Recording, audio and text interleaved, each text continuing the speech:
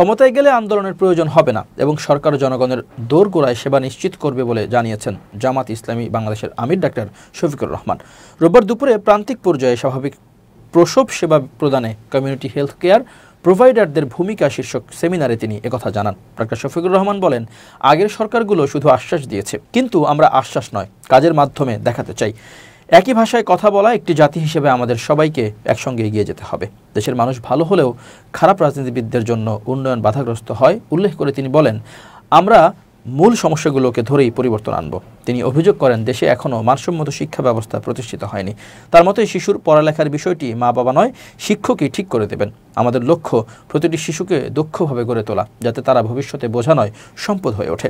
বর্তমান বিচার ব্যবস্থার সমালোচনা করে জামাত আমির বলেন, এখন ন্যায় বিচার পেতে টাকা লাগে, এ বাস্তবতা বদলাতে হবে।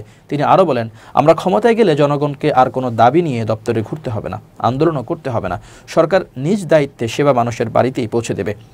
তিনি জানান, সরকারে না গেলেও জামাতের পক্ষ থেকে 100টি ক্লিনিকে সোলার প্যানেল স্থাপন করা হবে।